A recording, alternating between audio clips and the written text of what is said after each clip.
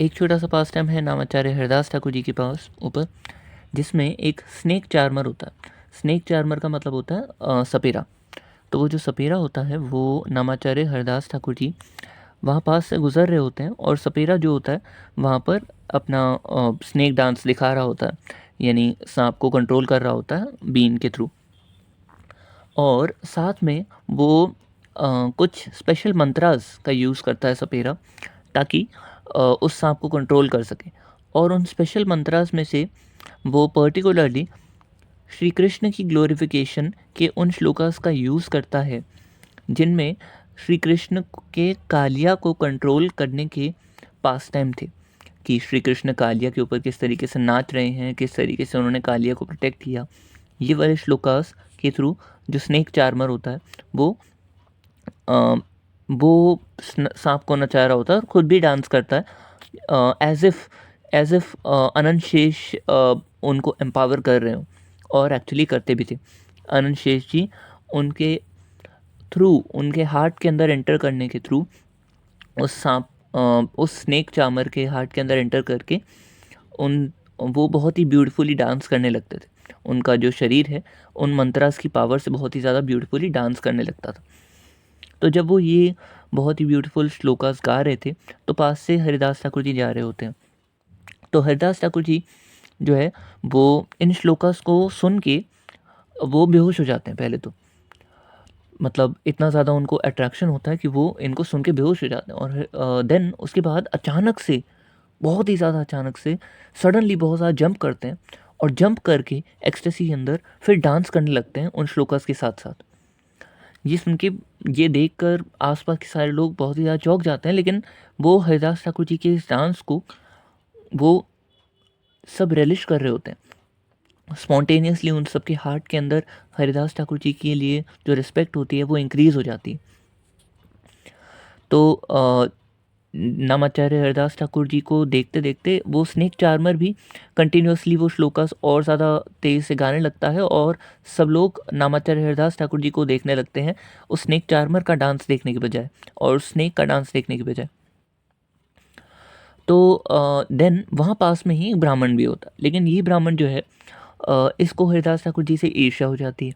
ईर्ष्या हो जाती है ये सोच के कि ये हरिदास जो है ये तो यवन फैमिली में बॉर्न हुआ था। इसको देखकर ये सब लोग इतने कम इंटेलिजेंट हैं कि इसको देखकर ये सब लोग इतनी ज़्यादा रिस्पेक्ट दे रहे हैं, इसके डांस करने से या गिरने से लोग इतनी रिस्पेक्ट दे रहे हैं, तो मैं भी ऐसे ही कर लेता हूँ, क्या दिक्कत है। मैं भी ऐसे ही करूँगा डांस, देन सब लोग मुझे भी रिस्पेक्ट करेंगे, मैं तो ब्राह्मण हूँ, ब्राह्मणों की तो ज़्यादा रिस्पेक्ट होनी चाहिए, ये तो यवन परिवार में पैदा हुआ है, इसकी तो कम रिस्पेक्ट होनी चाहिए। तो ये सोचकर जब हरिदास ठाकुर जी वहाँ से चल जाते हैं, तो वो ब्राह्मण जो है वो भी इसी तरीके से रिएक्ट करने लगते हैं। वो नीचे गिर जाते हैं और टेढ़े पोज बनाने लगते हैं, कृष्णा कृष्णा बोलने लगते हैं, लेकिन उनके नाम में वो प्योरिटी नहीं होती, क्योंकि उनका ये जो पर्पस है वो एक प्योर डिवोटी से ईर्ष्या था, हरिदास ठाकुर जी से ईर्ष्या का पर्पस था।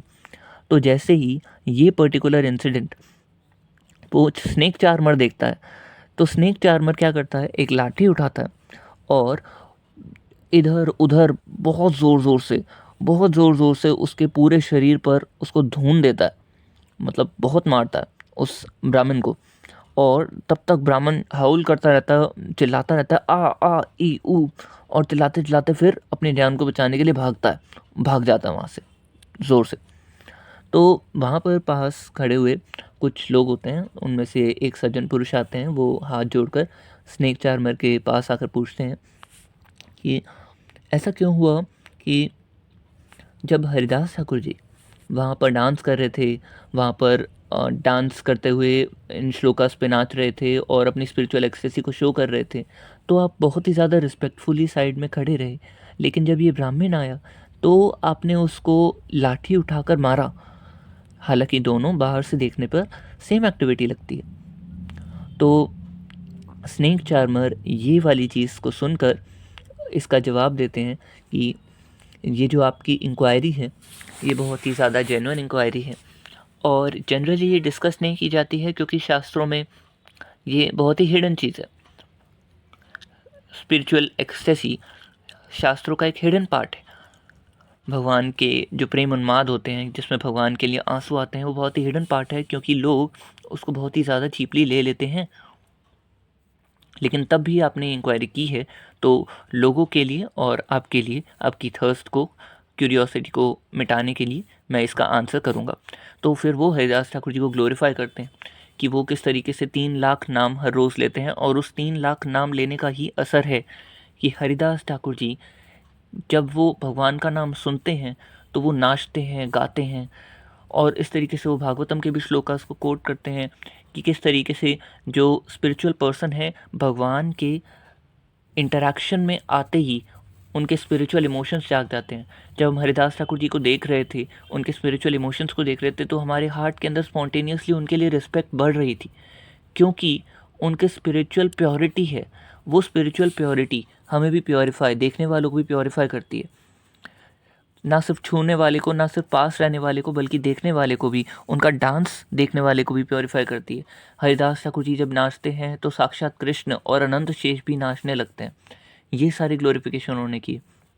लेकिन वहीं फिर ब्राह्मण का अगर डांस देखा जाए, तो वो ब्राह्मण, वो जो कोशिश कर रहा था ज़मीन पर लेटने की, रेंगने की, वो हरिदास ठाकुर जी से ईर्ष्या करता था, और उनके डांस करने पर हमारे हार्ट में उसके लिए कोई स्पेशल रिस्पेक्ट नहीं जागती थी, क्योंकि वो स्पिरिचुअल एक्सटेसी से नहीं डांस कर रहा था, कि वो एक प्योर डिवोटी से ईर्ष्या के कारण डांस या कुछ ऐसे आड़े टेढ़े मूवमेंट्स कर रहा था।